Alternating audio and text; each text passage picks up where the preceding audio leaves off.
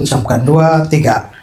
Aku percaya kepada Allah, Bapa yang Maha Kuasa, Khalik langit dan bumi, dan kepada Yesus Kristus, anaknya yang tunggal Tuhan kita, yang dikandung dari Roh Kudus, lahir dari anak darah Maria, yang menderita sengsara di bawah pemerintahan Pontius Pilatus, disalibkan, mati dan dikuburkan, turun ke dalam kerajaan maut, pada hari yang ketiga bangkit pula di antara orang mati, naik ke surga, duduk di sebelah kanan Allah, Bapa yang Maha Kuasa.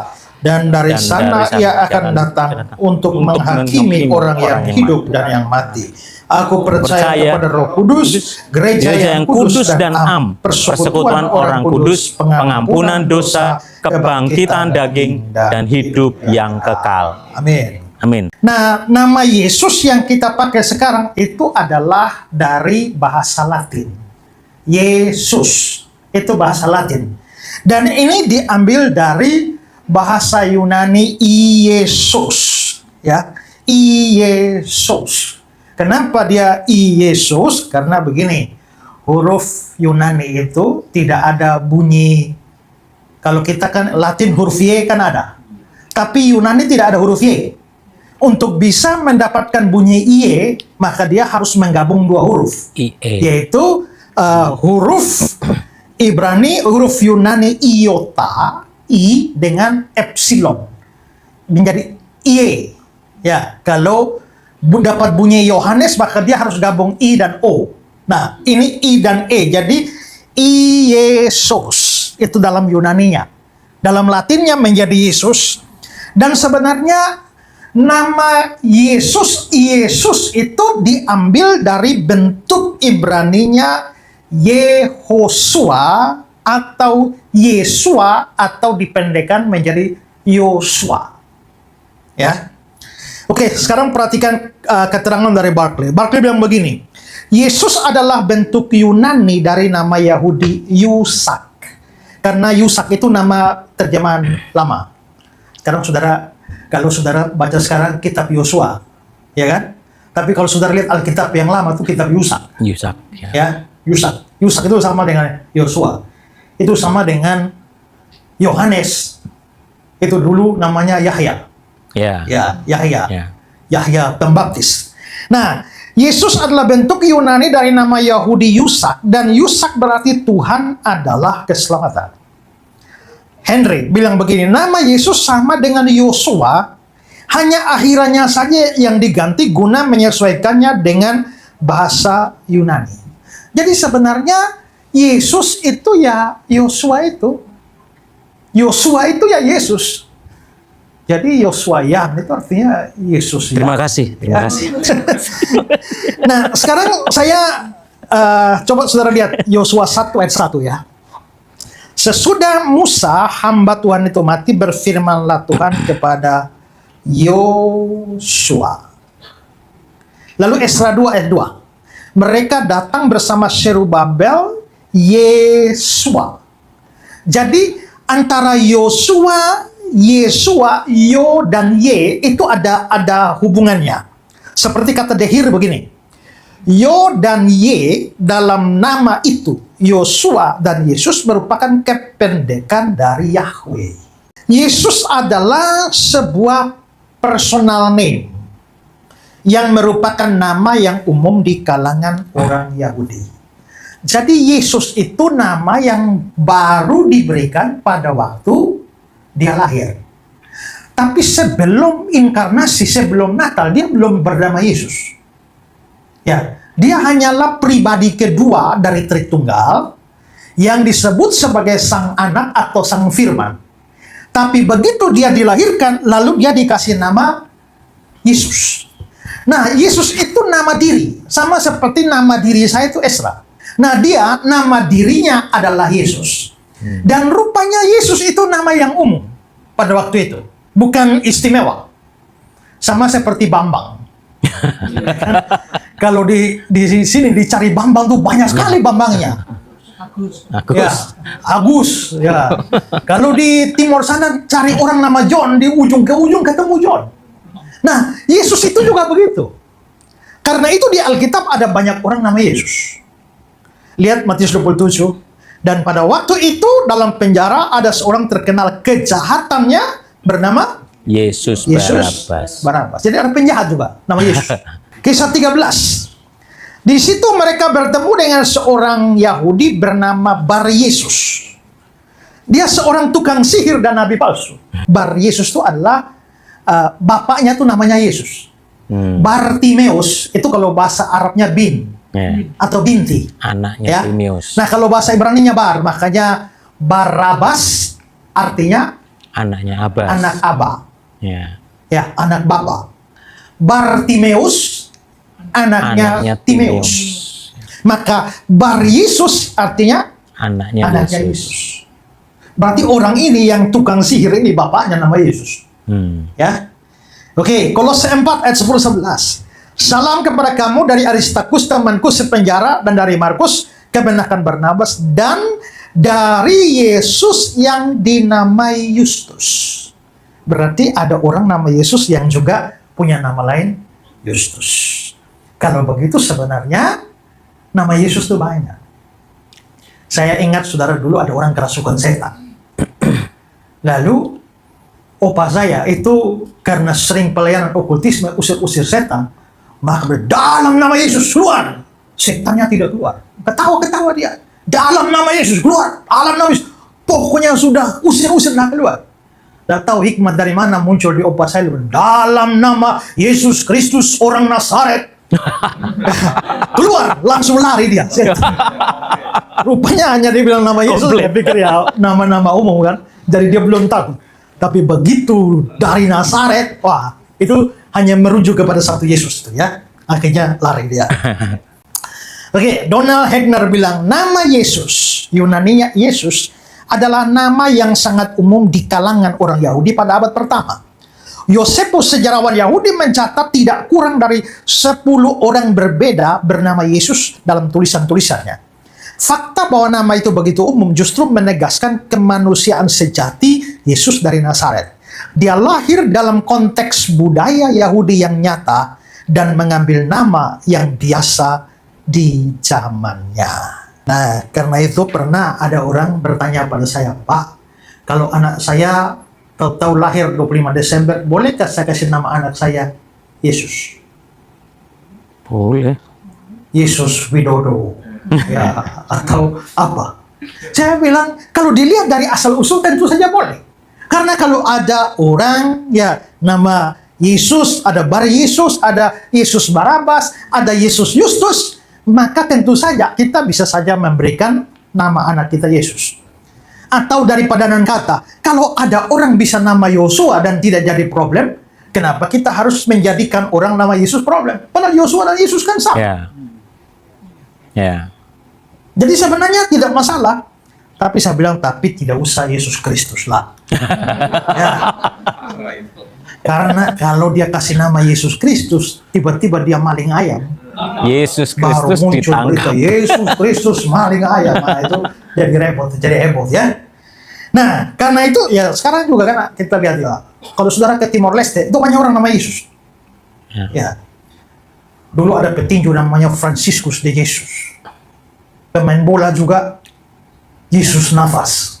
Ya, ada banyak orang nama Yesus.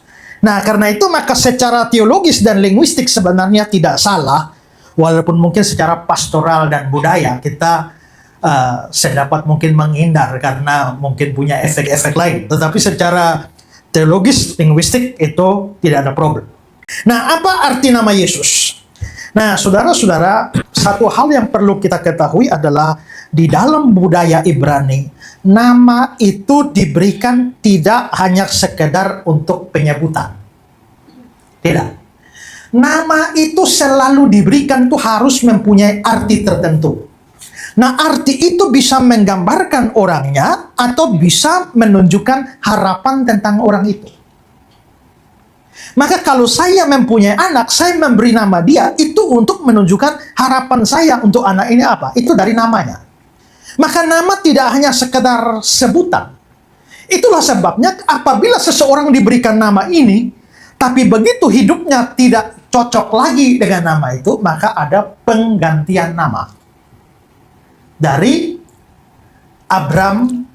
Abraham, Sarah, Sarai. Ya, itu ada penggantian karena misalnya Yakub itu diganti menjadi Israel. Karena nama itu sesuatu yang sangat penting. Jadi kalau nama diganti itu tanda orangnya berubah. Orangnya berubah. Nah, maka nama itu selalu ada makna, tidak ada orang yang kasih namanya aneh-aneh ya. Di dalam budaya Yahudi itu harapan. Kalau dalam budaya kita kan banyak ya nama-nama. Bahkan ada budaya tertentu yang apa yang terjadi pada hari lahir itu anaknya jadi nama begitu. Ya. Saya biasa khotbah di PIK. Ada satu bapak yang penginjil yang bilang, "Oh, Pak Beri." Ya. Pak Beri nih apa? Ternyata saya baca nama panjangnya, Beritakanlah. Namanya tuh Beritakan. Saya luar biasa cocok jadi penginjil ya. Nah, Beritakanlah. Saya ada ketemu orang lagi namanya Sisa Napas Gulo. Itu pendeta tuh di Jakarta sini, namanya Sisa Napas Gulo. Orang Nias. Kok tanya aku Sisa Napas? Iya, waktu dia lahir tuh langsung kayak tidak ada tanda-tanda kehidupan. Ya, nyaris mati, dikorek-korek ada napas dikit. Langsung dikasih nama Sisa Napas Gulo. Ya. Ada satu bapak punya anak, tapi waktu anak itu belum lahir tuh berkelahi tuh sama saudara-saudaranya. Tapi setelah anak itu lahir terjadi perdamaian. Maka untuk menandai perdamaian si anak diserahkan kepada keluarganya untuk dipelihara.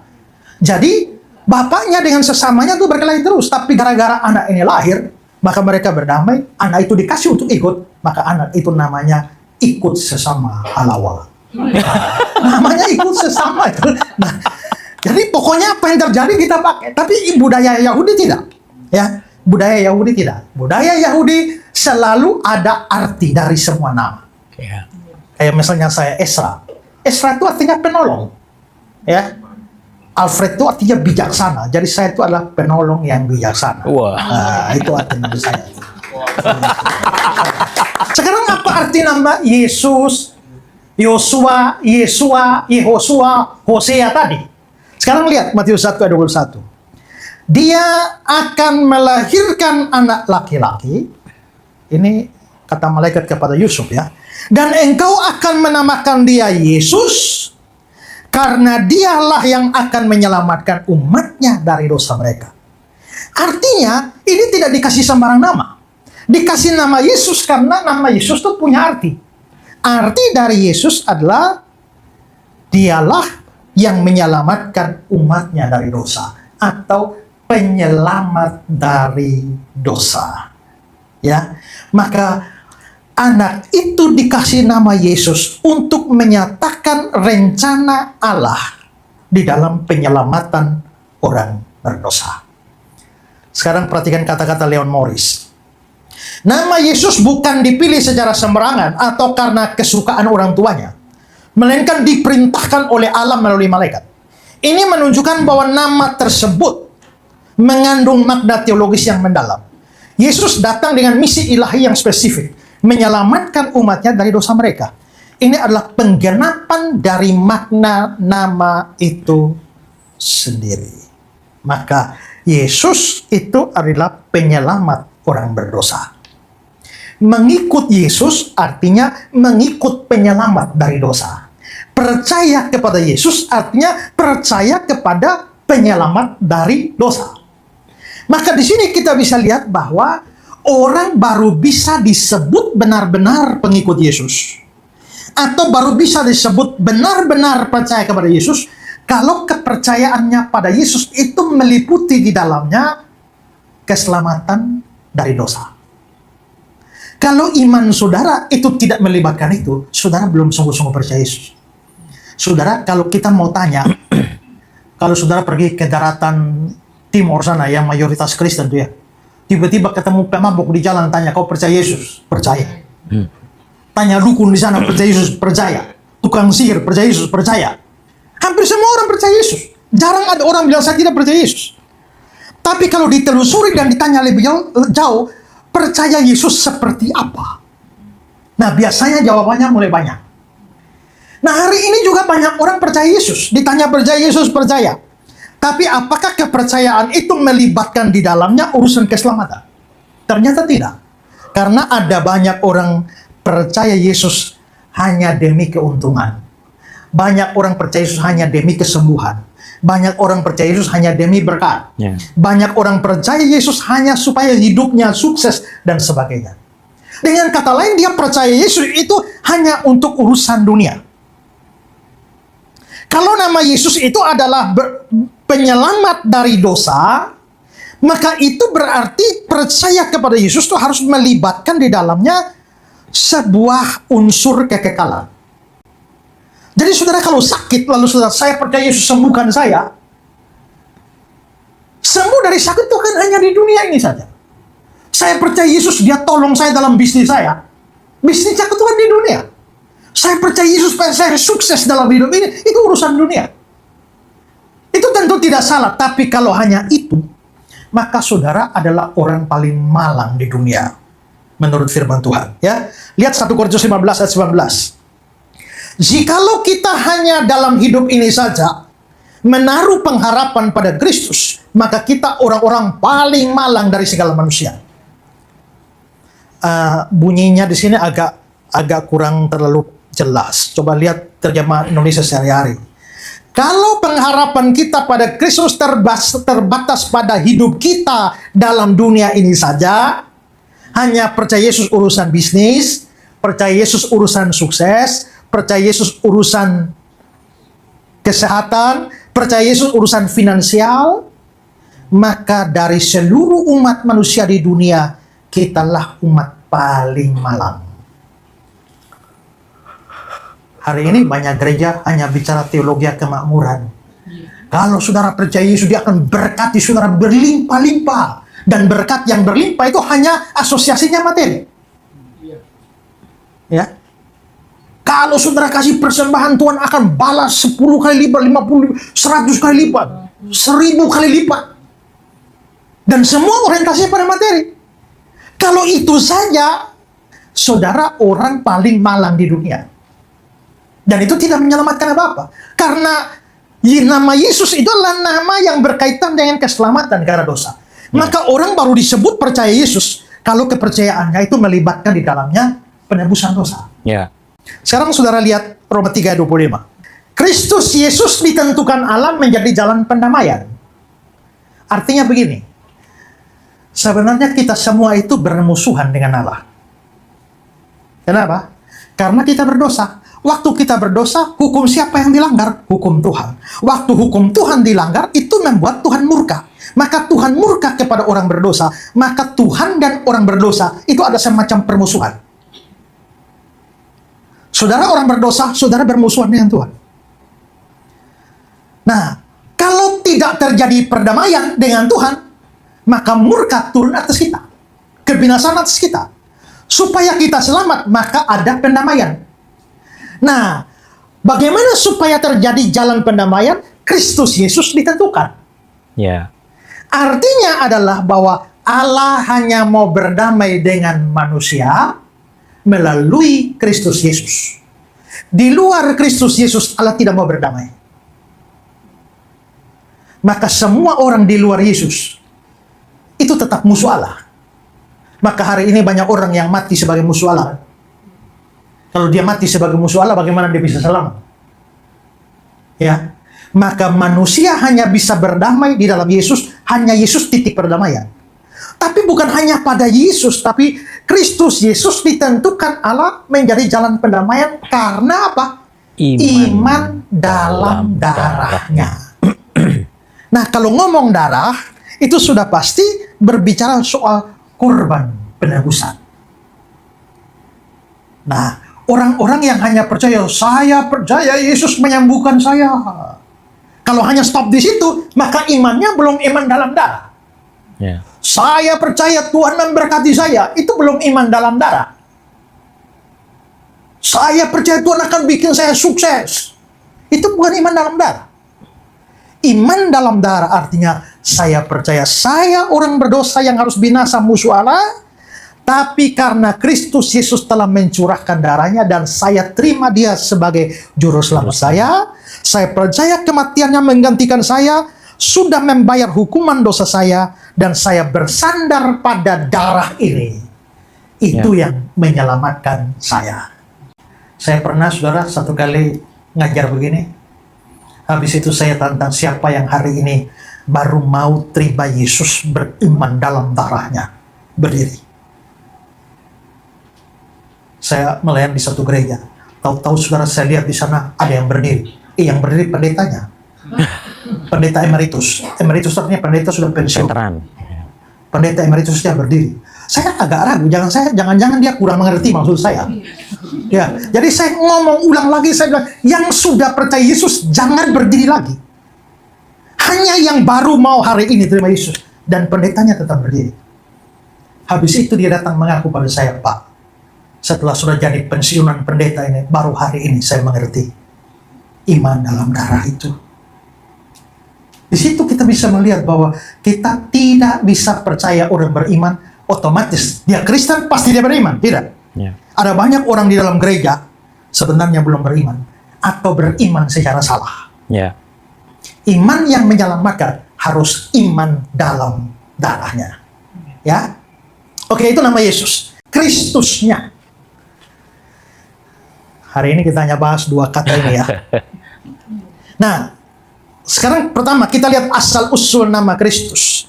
Kalau nama Yesus itu personal name, seperti tadi saya Ezra, dia Yesus, maka Kristus ini bukan personal name. Kristus itu jabatan. Sama seperti saya, Ezra itu nama diri. Jabatan saya adalah pendeta atau dosen. Maka jabatan Yesus itu adalah Kristus. Kristus itu bahasa Latin. Bahasa Yunaninya Kristos. Tapi dia juga berasal dari bahasa Ibrani Masiah atau Mesias. Mesias. Yang dalam bahasa Arab Masih.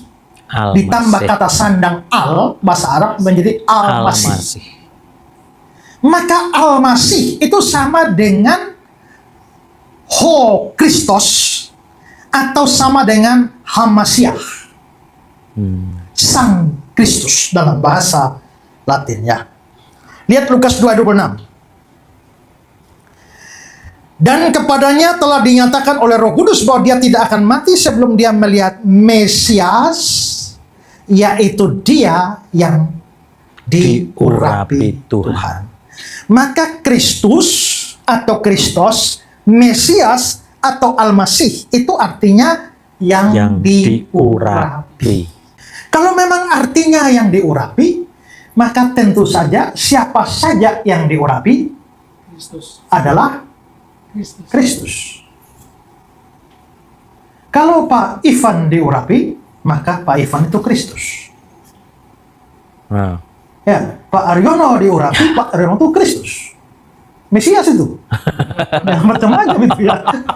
Nah, sekarang saya mau tunjukkan dari teks ya. Sekarang saudara lihat Imamat 4 ayat 5. Imam yang diurapi, ternyata bahasa Ibraninya Masiah. Yang diurapi ini Masiah. Imam yang diurapi. Sekarang kita lihat teks Yunaninya. Next. Nah, itu kata Masiah tadi ini yang saya kasih garis bawah. Kristos. Berarti imam itu Kristus.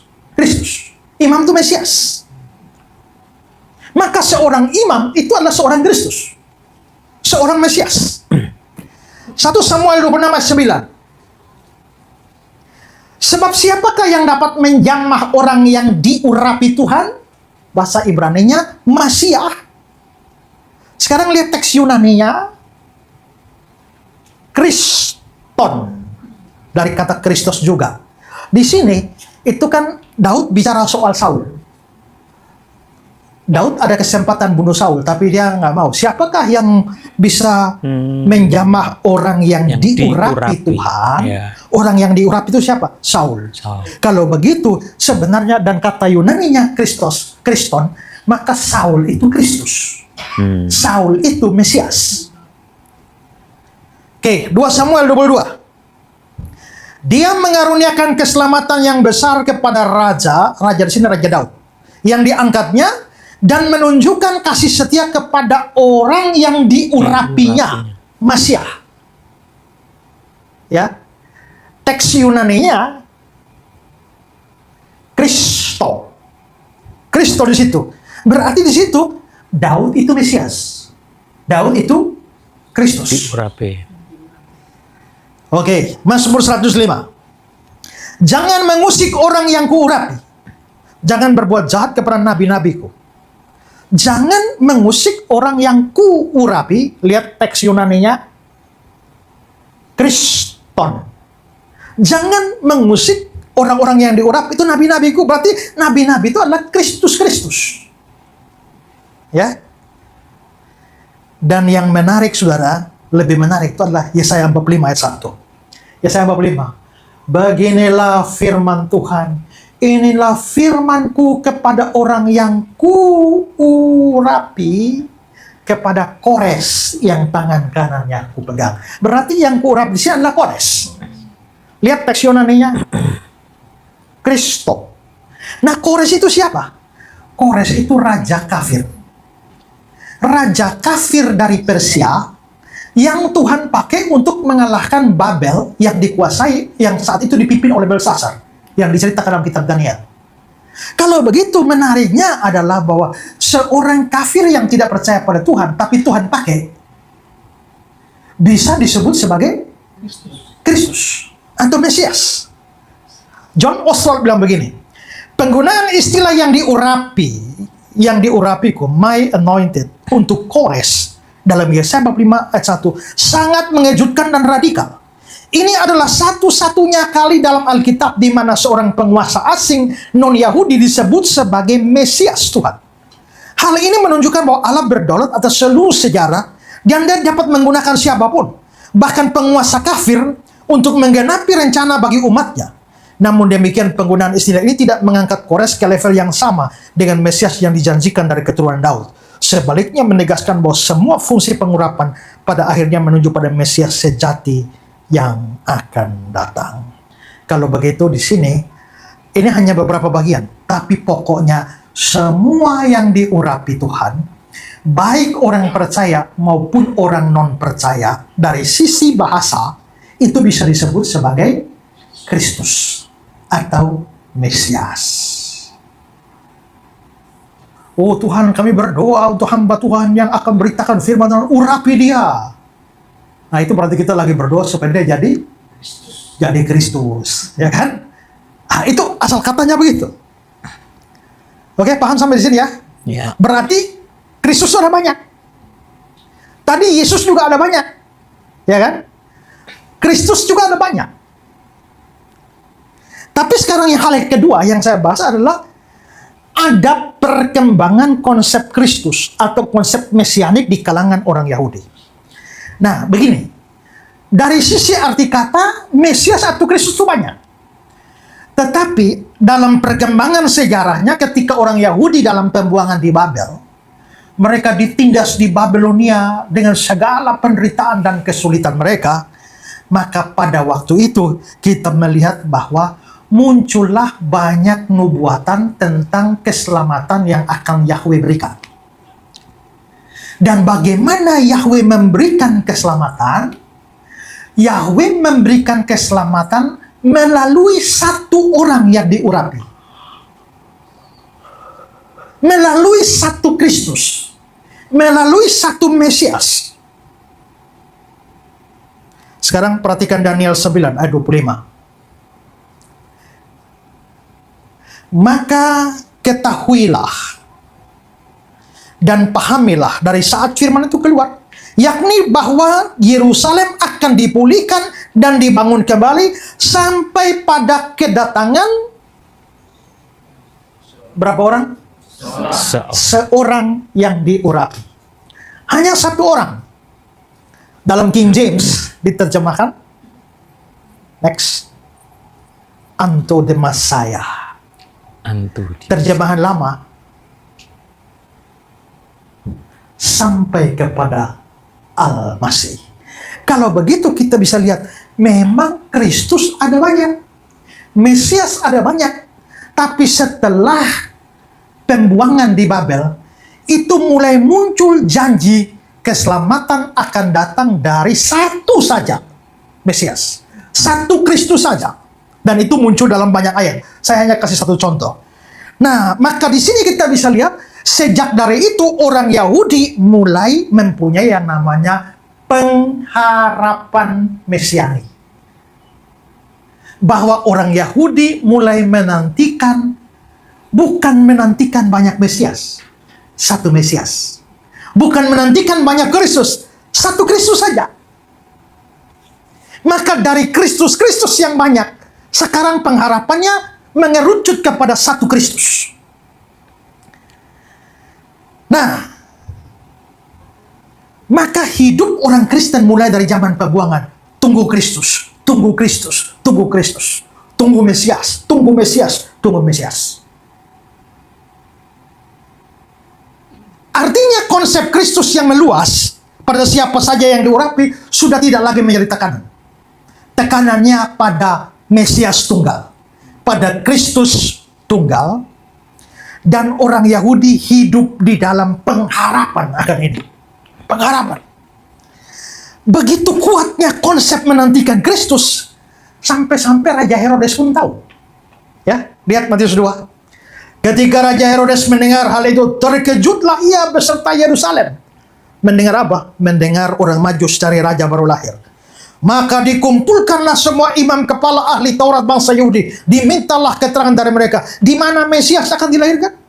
Ini Mesias tunggal yang diharapkan. Bahkan saudara, kita tahu orang Yahudi dan orang Samaria bertikai. Maka orang Yahudi dan Samaria itu menjadi agama berbeda. Kitab sucinya juga nggak sama. Wilayahnya, bait Allahnya beda, agamanya beda. Tapi saking populernya konsep Mesias ini, bukan hanya Yahudi yang menantikan Mesias, Samaria pun menantikan Mesias. Yohanes 4. Jawab perempuan itu kepadanya, perempuan Samaria, aku tahu bahwa Mesias akan datang yang juga disebut Kristus. Apabila dia datang, dia akan memberitakan segala sesuatu pada kami. Ayat 29, mari lihat, di sana ada seorang yang mengatakan kepadaku segala sesuatu yang telah kuperbuat. Mungkinkah dia Kristus itu? Maka saudara-saudara, orang Yahudi karena pengharapan ini, pengharapan Mesias ini, mereka hidup dalam apa yang disebut sebagai persepsi selektif. Persepsi selektif itu adalah suatu persepsi yang sangat, mungkin dikasih ilustrasi begini. Saudara misalnya pergi ke pasar tradisional yang ramai, lalu parkir motor di situ kan, belanja. Di situ kan ada tukang parkir. Banyak kendaraan, bunyi segala macam ada bunyi di situ. Maka bagi tukang parkir itu bunyi orang jualan juga masuk, bunyi mobil juga masuk, bunyi motor juga masuk, segala macam bunyi masuk. Nah, tapi tiba-tiba saudara start motor di sana, dia langsung parkir. Kau tahu ya? Artinya walaupun ada begitu banyak bunyi, tapi telinganya itu hafal persis bunyi motor yang mau keluar dari parkir. Nah, itu namanya persepsi selektif. Maka orang Yahudi itu hidup begitu. Mereka selalu lihat, kalau tahu-tahu ada orang yang menyolok atau menonjol atau mulai populer di kalangan masyarakat, curiga. Jangan-jangan dia Mesias. Jangan-jangan dia Mesias yang dijanjikan dari tempo dulu itu. Sekarang lihat Lukas 3:12. Tetapi karena orang banyak sedang menanti dan berharap, dan semuanya bertanya dalam hatinya tentang Yohanes Pembaptis. Kalau dia adalah Mesias. Kalau. Jangan-jangan. Ya. Pokoknya siapa saja yang terkenal, langsung dicurigai Mesias. Siapa yang bisa menyedot perhatian? Zaman sekarang, siapa yang viral? Jangan-jangan dia Mesias. Gitu. Coba lihat Yohanes 1. Dan inilah kesaksian Yohanes ketika orang Yahudi dari Yerusalem mengutus beberapa imam dan orang-orang Lewi kepadanya untuk menanyakan kepada dia, siapakah engkau? Sampai ngutus orang ketemu Yohanes, tanya, siapakah engkau? Dan Yohanes rupanya tahu, sehingga dia mengaku dan tidak berdosa. Katanya, aku bukan Mesias. Yohanes 3:28. Kamu sendiri dapat memberi kesaksian bahwa aku telah berkata, aku bukan Mesias. Mereka tanya pada Yohanes, apakah engkau Mesias? Aku bukan Mesias. Saya pikir-pikir, saudara, kalau orang Yahudi dengan persepsi selektif begitu, ketemu Yohanes, apakah engkau Mesias? Lalu Yohanes bilang, engkau sendiri mengatakannya. Wah, pasti dia langsung diarak jadi raja tuh kan. Tapi untungnya Yohanes tuh tahu diri tuh ya. Tahu diri. Nah, maka kita bisa lihat, ada begitu banyak orang menantikan Mesias. Salah satunya juga di Alkitab Lukas 2 itu ada Simeon, ya. Simeon tua yang menantikan Mesias. Jadi sekarang orang sudah tidak berpikir Mesias yang banyak-banyak lagi. Semua fokus satu Mesias, dan siapa dia? Siapa dia? Itulah sebabnya karena masyarakat lagi cari-cari Mesias. Siapa saja menonjol, jangan-jangan dia Mesias. Maka ini memunculkan ada orang-orang memanfaatkan situasi ini. Lalu dia menonjol, dia bilang, akulah Mesias. Maka muncullah Mesias palsu. Nah, gitu latar belakangnya. Ya, latar belakangnya. Jadi kalau umat dalam keadaan kebingungan dan mencari-cari, itu bisa membuka kemungkinan ada jenis tertentu yang memanfaatkan itu, lalu menyesatkan orang. Ya, itulah sebabnya umat perlu belajar. Karena kalau tidak belajar tapi berharap, tidak belajar dengan baik, itu bisa dimanipulasi oleh Mesias palsu. Contohnya, Mesias palsu itu salah satunya adalah mereka bisa membuat mujizat palsu. Dan kalau umat terlalu gila mujizat, ya, maka terbuka kemungkinan untuk disesatkan oleh Mesias palsu itu. Sekalipun mereka menantikan Kristus, tapi konsep Kristusnya tidak sama. Memang Mesias itu satu akan datang, tapi agak tidak jelas identitasnya. Sekarang lihat Matius 22. 41 ya, saudara lihat. Ketika orang Farisi sedang berkumpul, Yesus bertanya pada mereka, katanya, apakah pendapatmu tentang Mesias? Anak siapakah dia? Kata mereka kepadanya, anak Daud. Karena Mesias itu kan keturunan Daud. Maka dia anak Daud. Katanya kepada mereka, jika demikian bagaimana Daud oleh pimpinan roh dapat menyebut tuannya ketika dia berkata, Tuhan telah berfirman kepada tuanku, duduklah di sebelah kananku sampai musuh-musuhmu ku taruh di bawah kakimu. Jadi jika Daud menyebut dia tuannya, bagaimana mungkin dia anaknya pula? Tidak ada seorang pun yang dapat menjawabnya. Dan sejak hari itu tidak ada seorang pun yang berani menanyakan sesuatu padanya. Daud itu, Mesias itu keturunan Daud, anak Daud. Tapi pada saat yang bersamaan, Daud juga bilang Mesias itu Tuhannya. Jadi Yesus tanya, Mesias itu anak siapa? Anak Daud. Kalau memang dia anak Daud, mengapa Daud sebut dia Tuhan? Dia tuannya Daud atau anaknya Daud? Pusinglah mereka. Iya ya. Kalau kalau Mesias itu keturunan Daud, harusnya bukan jadi tuannya Daud. Kalau dia tuannya Daud, bagaimana dia jadi anaknya Daud? Ini pertanyaan sulit. Nanti yang bisa jawab cuma orang Kristen. Kenapa? Karena sebagai manusia dia anaknya Daud. Tapi sebagai Allah, dia Tuhannya Daud. Nah, karena Yesus itu adalah Allah dan manusia. Jadi hanya orang Kristen yang bisa jawab itu. Orang Yahudi pun nggak bisa. Karena terbentur logika ini, kalau anak Daud tidak bisa jadi tuannya Daud. Tuannya Daud tidak bisa jadi anak Daud. Kecuali dia Tuhan dan manusia. Dan itulah Kristen. Ya. Donald Carson bilang begini, pertanyaan Yesus dalam Matius 22 mengekspos ketidakmampuan para pemimpin Yahudi untuk merekonsiliasi dua aspek dari pengharapan Mesianis. Mesias sebagai keturunan Daud, itu aspek kemanusiaan. Mesias sebagai Tuhan yang ilahi, itu aspek ketuhanan. Mereka dengan mudah menjawab Mesias adalah Daud. Tapi mereka tidak dapat menjelaskan bagaimana Daud bisa menyebut keturunannya sendiri sebagai Tuanku dalam Mazmur 110 ayat 1. Kegagalan ini menunjukkan bahwa konsep Mesianis mereka tidak lengkap. Mereka mengharapkan seorang raja manusia yang perkasa, tapi belum memahami bahwa Mesias yang dijanjikan akan melampaui kategori manusia biasa. Nah, terkait dengan karya-karyanya atau pekerjaan-pekerjaannya di dunia, ini ada kaitan dengan pembuangan di Babel. Kita tahu Israel sejak dibuang ke Babel tidak pernah jadi bangsa yang merdeka lagi. Oke.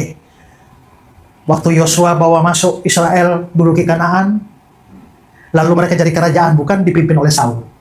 Habis Saul mati, diganti oleh Daud. Maka Daud memimpin menjadi raja Israel. Setelah Daud diganti oleh Salomo. Salomo menjadi raja Israel. Tapi Salomo mati, kerajaannya pecah bagi dua. Yaitu kerajaan Yahudi, Yehuda, dan Israel. Kerajaan Israel dihabisi oleh Asyur, 10 suku. Lalu sisa 2 suku, yaitu Yehuda dan Benyamin, disikat oleh Babel. Maka mereka akhirnya takluk di bawah Babel. Babel penguasa. Tapi nanti datang Raja Kores dari Persia menaklukkan Babel. Maka Israel tadinya sekarang menghamba pada Babel. Sekarang Babel sudah ditaklukkan Persia. Maka sekarang mereka pindah lagi bosnya, yaitu di Persia. Belakangan Persia ditaklukkan oleh Yunani di bawah Alexander Agung. Maka Israel pindah lagi di bawah Yunani. Ya.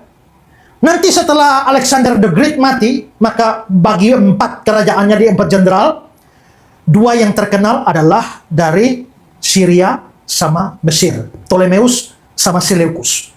Maka Ptolemeus sama Seleukus, Mesir sama Syria itu perang terus. Maka begitu Ptolemeus menang, maka Israel di bawah Mesir. Seleukus menang, mereka pindah lagi di bawah Syria. Terus begitu perang sampai seluruh imperium Yunani melemah, lalu muncullah kekuatan Romawi. Romawi sudah muncul, maka Israel pindah lagi di bawah Romawi. Pindah lagi di bawah Romawi, maka waktu Yesus lahir, mereka sedang di bawah Romawi. Maka saudara lihat, sejak dari penaklukan Babel, Israel tidak pernah menjadi bangsa merdeka. Dijajah terus. Nah, tapi dalam konteks perhambaan mereka pada bangsa-bangsa, ternyata Tuhan ada kasih janji. Janji itu janji penghiburan. Salah satu contoh, Yesaya 51. Sebab Tuhan menghibur Sion, menghibur segala reruntuhannya. Dia membuat padang gurun seperti Taman Eden, di padang belantara seperti Taman Tuhan. Di situ terdapat kegirangan dan sukacita, nyanyian syukur dan nyaring. Dalam sekejap mata keselamatan yang daripadaku akan dekat. Kelepasan yang kuberikan akan tiba.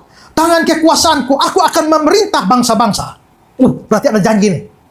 Berarti walaupun kita sedang dijajah, tapi ada janji kita akan bersinar dan menjadi pemimpin bangsa-bangsa. Nah, pertanyaannya, bagaimana caranya kita jadi pemimpin bangsa-bangsa? Perhatikan komentar Barclay. Untuk mewujudkan hal itu, beberapa orang percaya bahwa orang-orang besar akan diturunkan ke dunia.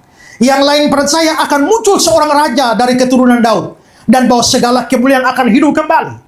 Yang lain percaya bahwa Allah sendiri akan campur tangan langsung dalam sejarah manusia secara adikodrati.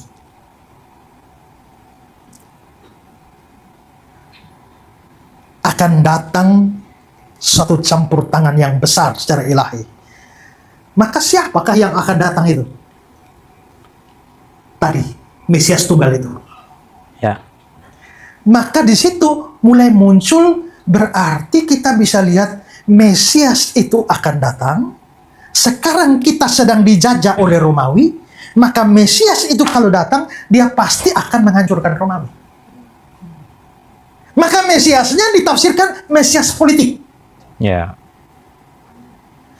Itu pandangan mayoritas orang Israel. Pandangan minoritasnya itu Mesias rohani. Salah seorang yang pegang pandangan Mesias, yang pandangan minoritas adalah Simeon. Yang dia percaya Mesias akan datang membangun kerajaan rohani. Sementara yang lain itu tidak pernah pikir kerajaan rohani. Semua pikir kerajaan politik. Lihat kata-kata dari Guthrie. Gagasan tentang Mesias yang akan datang sudah tersebar luas di antara orang Yahudi. Tetapi asal mula dan watak dari Mesias yang akan datang itu tidak dimengerti dengan jelas. Kelompok yang berbeda-beda cenderung membayangkan Mesias sesuai keyakinan mereka sendiri. Misalnya kelompok imam di Qumran menafsirkan dengan istilah-istilah imam. Kelompok nasionalis dengan istilah-istilah politik. Konsep politik itu menjadi populer. Sekarang sudah lihat. Waktu Mesias dilahirkan, orang Majus cari raja baru lahir. Herodes kan curiga, Mesias di mana Mesias akan dilahirkan. Kira-kira kenapa sampai Herodes mau bunuh Mesias? Takut. Semua anak Bethlehem 2 tahun dia bunuh semua. Kenapa? Takut. Kalau Mesias dipahami di kepala Herodes, ini mau membangun kerajaan rohani, kira-kira Herodes terancam atau tidak? Enggak. Tidak. Kenapa dia terancam? Karena Herodes pun berpikir Mesias itu datang mendirikan kerajaan politik. Kalau dia mendirikan kerajaan politik, artinya dia menjadi ancaman bagi kerajaan saya.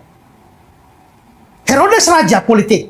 Kalau Mesiasnya raja politik dan raja politik ini saingan, basmi. Ya. Makanya kemarin waktu khotbah Natal tuh saya bilang begini, ya, kenapa sampai Herodes mau binasakan Yesus dan terganggu? Karena dia raja, Yesus raja. Dia raja politik, dia pikir Yesus raja politik. Karena bidangnya sama, itu ancaman. Kalau saudara jual nasi goreng, tidak laku. Orang sebelah jual semen, laku. Yang jual semen itu ancaman bagi saudara atau tidak? Tidak. Tidak. Tapi kalau saudara jual nasi goreng di sini, ada tetangga sebelah jual nasi goreng, dan laris banget. Ancaman bagi saudara? Ancaman. Kenapa? Sama-sama jual nasi goreng. Makanya iri hati itu biasa terjadi pada titik yang sama. Ya kan? Kalau saya pengkhotbah yang baik, saudara WL yang baik, saya merasa terancam? Tidak. Saudara merasa terancam dan saya tidak. Ya. Tapi kalau saudara WL yang baik, saya juga WL yang baik. Saya ancaman bagi saudara. Atau kalau saya pengkhotbah yang baik, besok muncul lagi pengkhotbah lain yang baik. Dan kelihatannya lebih baik dari saya. Biasanya di situ terganggu. Ya kan? Maka iri hati itu seringkali terjadi pada bidang yang sama. Kecuali kita sudah dewasa dalam Tuhan. Maka biar bidang sama pun. Makanya itulah sebabnya kalau perusahaan Pak Yos berkembang pesat, mengancam GKSI, Ya. tidak, satu gereja satu perusahaan kok. Tapi kalau gereja di sini, ini tahu-tahu muncul gereja di sebelah. Gereja itu bisa jadi ancaman itu. Kecuali kita dewasa. Ya. Dan tidak melihat gereja lain sebagai ancaman. Tapi bukankah banyak gereja selalu melihat gereja lain sebagai ancaman? Ya.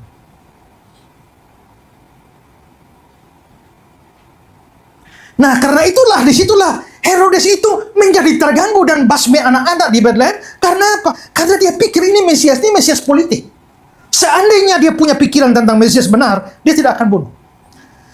Yohanes Pembaptis juga begitu, saudara. Coba lihat Yohanes 11. Setelah Yesus selesai berpesan kepada ke-12 muridnya, pergilah di sana untuk mengajar dan beritakan Injil di kota-kota. Jadi Yesus perintahkan muridnya beritakan Injil. Di dalam penjara, Yohanes mendengar tentang pekerjaan Kristus. Kerja apa? Memberitakan Injil itu. Lalu menyuruh murid-muridnya bertanya kepadanya, engkaukah yang akan datang itu? Tahukah Mesias itu? Atau haruskah kami menantikan orang lain? Saudara, kira-kira kenapa sampai Yohanes kok jadi ragu ya? Padahal bukankah sebelumnya Yohanes berkata, lihatlah anak domba Allah. Kelihatannya Yohanes kenal Yesus itu Mesias. Tapi sekarang, engkaukah yang akan datang itu atau harus kami tunggu orang lain? Sepertinya Yohanes Pembaptis ragu. Kenapa? Karena begini, Yohanes Pembaptis kan lagi di penjara. Seandainya Yesus itu Mesias, dan dia Mesias politik yang mau lawan Roma, mestinya dia lepaskan saya dari penjara. Tapi kenapa dia tidak melepaskan saya dari penjara? Rupanya Yohanes pun salah paham. Yohanes berpikir Yesus itu Mesias politik. Maka Yesus jawab dia apa? Pergilah, katakanlah kepada Yohanes apa yang kau dengar dan kau lihat. Orang buta melihat, orang lumpuh berjalan, orang kusta menjadi tahir, orang tuli mendengar, orang yang dibangkitkan, orang mati dibangkitkan, dan kepada orang miskin diberitakan kabar baik. Ada perlawanan terhadap Roma? Tidak ada. Dan berbahagialah orang yang tidak menjadi kecewa dan menolak aku. Biasanya orang kecewa pada Tuhan itu bukan karena Tuhan salah, tapi dia punya paham yang salah tentang Tuhan. Ya kan? Kalau saudara percaya, Tuhan pasti menyembuhkan. Tahu-tahu suami sakit, tidak sembuh malah mati. Saudara masih percaya Tuhan? Nah, ini kan susah tuh. Biasakan KKR kesembuhan ilahi itu, datanglah, semua sakit pasti sembuh. Setelah pasti sembuh, tahu-tahu ternyata tidak sembuh dan mati. Itu ada orang di Surabaya, anaknya mati. Tidak bikin ibadah penghiburan atau pemakaman, ibadah pembangkitan. Tiap malam praise and worship, curahkanlah kuasa-Mu mujizat, dalam nama Yesus bangkit, dalam nama Yesus bangkit. 3 hari tidak bangkit-bangkit. Terpaksa kubur. Habis itu murtad orang tuanya. Ternyata Tuhan ingkar janji. Pertanyaannya, kapan Tuhan janji bahwa anakmu mati pasti bangkit? Kalau dia mau bangkitkan bisa, tapi kan dia tidak harus mau membangkitkan. Dan tidak ada janji bahwa itu membangkitkan. Ya. Kalau begitu dia murtad karena apa? Bukan karena Tuhan ingkar janji, tapi dia salah paham tentang Tuhan. Ya. Banyak orang kecewa sama Tuhan tuh karena salah paham tentang Tuhan. Saudara sudah kasih persembahan rutin, persembahan persepuluhan lancar, menabur di mana-mana. Tapi hidup kok kayaknya nggak diberkati-berkati ya. Lalu saudara mulai, ternyata Tuhan ingkar janji ya. Bukan Tuhan ingkar janji, kau salah paham tentang Tuhan. Ya. Mungkin korban dari khotbah-khotbah yang salah juga. Ya. Maka di sini pengertian tentang Tuhan itu harus benar. Karena si Yohanes Pembaptis pun orang nabi loh. Ternyata nabi itu bisa salah paham tentang Tuhan. Banyak orang begitu. Coba lihat Yohanes 6 ayat 15. Karena Yesus tahu bahwa mereka hendak datang dan hendak membawa dia dengan paksa untuk menjadikan dia raja. Kenapa mereka paksa dia jadi raja? Bayangkan saudara, kalau orang kayak Yesus jadi raja politik kita, angin badai, diam tenanglah. Maka Roma boleh datang berpasukan-pasukan, dibilang diam tenanglah, habis semua kan. Ada masalah ekonomi, masalah kelaparan, 5 roti 2 ikan jadi, kasih makan semua orang. Tidak perlu rumah sakit, ya kan? Dia perintahkan semua sembuh, mati bangkit, setan-setan lari. Bayangkan kalau dia jadi raja, maka mereka datang paksa dia jadi raja. Tapi dia menyingkir pula ke gunung seorang diri. Ini baru saya lihat ada orang dipaksa jadi raja tapi lari. Ya. Saudara lihat, gara-gara salah paham inilah. Saudara baca di Alkitab kadang-kadang saudara lihat, Yesus melarang murid-muridnya kasih tahu orang lain dia Mesias, bukan? Lihat Matius 16 dan 20. Yesus melarang murid-muridnya supaya jangan beritakan pada siapapun bahwa dia Mesias. Markus 8. Dia bertanya kepada mereka, tapi apa katamu, siapakah aku ini? Jawab Petrus, engkau adalah Mesias. Lalu Yesus melarang mereka dengan keras supaya jangan beritahukan kepada siapapun tentang dia. Kenapa dia larang? Karena dia tahu kalau menyebar dia Mesias, banyak orang akan paksa dia sebagai raja. Yeah. Sekarang kalau dia sudah diangkat jadi raja, siapa berani salibkan dia? Nggak ada kan? Dan kalau dia tidak jadi mati disalib, terus untuk apa dia datang ke dunia ini? Maka semua orang tidak ada penebusan. Dan kita semua mati, masuk neraka semua. Ya, makanya Yesus harus larang. Nanti setelah dia mati, lalu bangkit, baru dibilang, beritakanlah kepada dunia, akulah Mesias. Ya. Tapi sudah selesai mati dulu. Ya. Tapi sebelum mati jangan. Karena memang tujuan dia datang untuk mati. Itu rencana Allah. Rencana Allah atau rencana iblis? Ya. Nah, maka disitulah kita bisa lihat. Saudara, jadi karena pikiran politik seperti ini. Oke, saudara bayangkan. Mesias akan datang, akan usir Romawi, akan lawan Pontius Pilatus, akan lawan Herodes, akan lawan semua pemimpin Romawi. Kira-kira Mesias itu akan mati atau tidak? Menurut pikiran orang Yahudi. Bisa. Mesias tidak bisa mati. Mesias mati atau Mesias yang mati itu adalah konsep asing bagi mereka. Matius 16. Maka jawab Simon Petrus, engkau adalah Mesias, anak Allah yang hidup. Setelah Petrus mengaku begitu, Sejak waktu itu Yesus mulai menyatakan bahwa murid-muridnya dia harus pergi ke Yerusalem dan menanggung banyak penderitaan dari pihak tua-tua, imam kepala, ahli Taurat, lalu dibunuh dan dibangkitkan pada hari ketiga. Yesus bicarakan tentang Mesias yang mati. Tapi Petrus menarik Yesus ke samping dan menegur dia. Tuhan, kiranya Allah menjauhkan hal itu dan itu sekali-kali tidak menimpa engkau. Kenapa Petrus mencegah Yesus dan dia protes pada Yesus? Karena Petrus pun punya otak Mesias politik. Ya. Karena Mesias politik tidak bisa mati. Kalau dia mati, bagaimana dia usir Roma? Pikiran Mesias politik melekat kepada murid-murid. Bahkan sampai Yesus mau naik ke surga pun, itu pikiran masih ada. Sekarang Yesus sudah mau terangkat ke surga.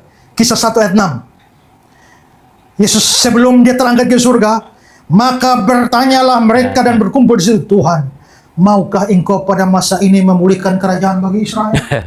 Kan sudah detik-detik terakhir nih. Sudah mati, ternyata bangkit. Mungkin kemarin harus mati, tapi sekarang sudah bangkit. Dia akan lawan Roma. Ya. Tapi sekarang mau naik ke surga, belum bikin apa-apa. Maukah engkau pada masa ini? Tapi nanti ayat 7 Yesus bilang, kamu tidak perlu tahu masa dan waktunya. Tetapi pergilah. Kamu akan terima kuasa kalau Roh Kudus turun ke atas kamu. Kamu akan jadi saksi Yerusalem, Yudea, Samaria sampai ujung bumi. Artinya begini. Lu tidak usah perlu tahu kapan Israel dipulihkan. Itu bukan urusanmu. Urusanmu sekarang pergi dan beritakan Injil. Karena melalui pemberitaan Injil dari Yerusalem, Yudea, Samaria ke ujung bumi, kamu telah membangun kerajaan Allah. Amin. Jadi jangan pikir tentang Mesias politik. Ingat tugasmu untuk membangun kerajaan rohani. Dari sini saya bisa lihat, ternyata murid-murid yang ikut Yesus begitu lama tahun pun, konsepnya juga masih salah. Maka ikut Tuhan bertahun-tahun belum jadi jaminan bahwa konsepmu tentang Tuhan itu benar. Ada banyak orang tua di gereja, ya, tapi konsep tentang Tuhan itu tetap salah, keliru. Apalagi tidak pernah belajar. Itulah sebabnya GKSI perlu bikin BBC. BBC. Ya kan? Supaya belajar. Dan itulah beban yang Tuhan taruh di hati saya dari zaman dulu kala. Ya. Saya satu hari sekitar tahun 2002 ikut satu KKR. Di dalam KKR itu saya baru heran. Biasanya yang ada KKR kesembuhan ilahi. Tapi hari itu KKR-nya ada lain. KKR-nya ada tanya jawab. Yang acara tanya jawab itu pendeta Stephen Tau. Dan orang bertanya dia jawab, dan saya kaget lihat. Kenapa ada pendeta yang tanya apa saja bisa jawab?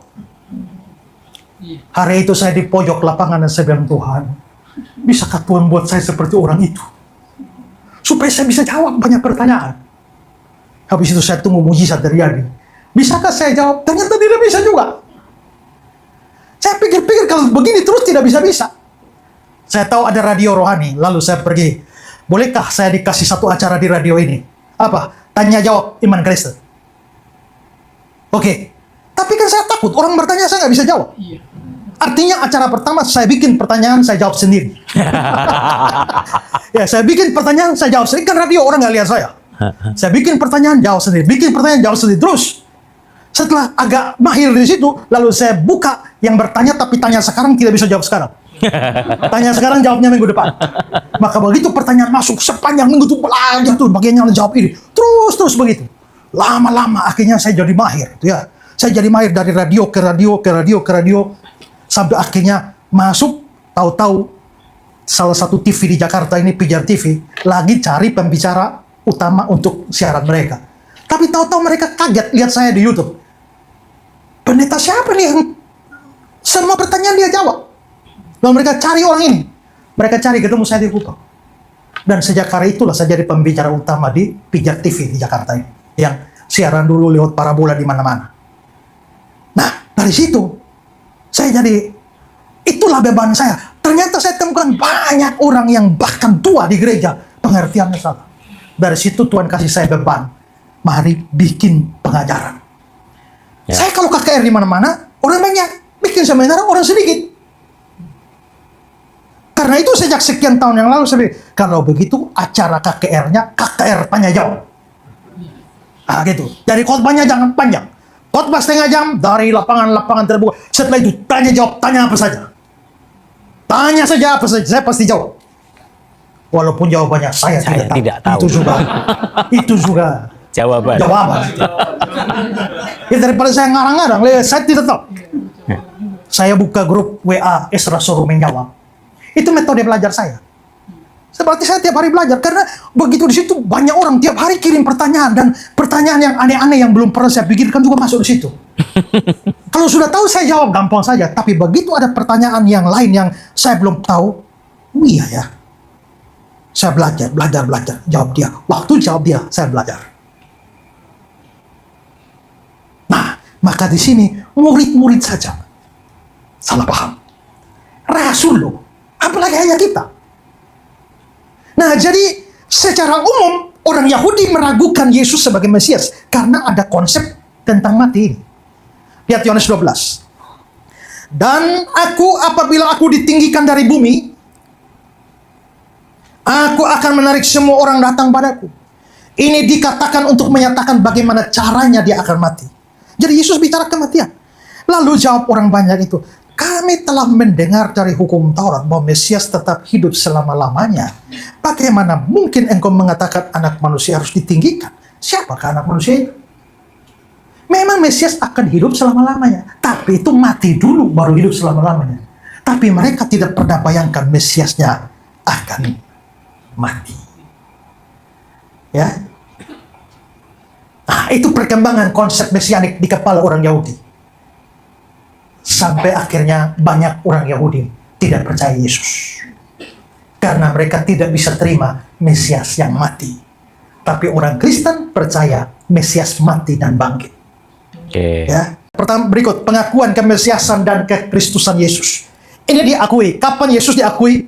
Pertama, malaikat-malaikat mengakuinya pada Natal.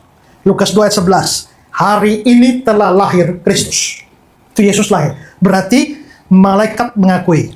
Murid-muridnya mengakui. Yohanes 1 ayat 81. Kami telah menemukan Mesias. Kisah 5 ayat 42. Ayat Matius 16 ayat 16. Jawab Simon Petrus, engkau adalah Mesias. Kisah 5 ayat 42. Yesus adalah Mesias. Dan beberapa ayat lewat, satu saja yang saya mau tambahkan. Ada pengakuan iblis. Lukas 4 ayat 41. Lukas 4 ayat 41. Dari banyak orang keluar juga setan-setan sambil berteriak, engkau adalah anak Allah. Lalu ia dengan keras melarang mereka dan tidak memperbolehkan mereka bicara. Karena mereka tahu dia adalah Mesias. Iblis pun tahu Kristus adalah Mesias. Jadi kalau sampai orang tidak percaya Yesus Mesias, itu lebih buruk dari iblis.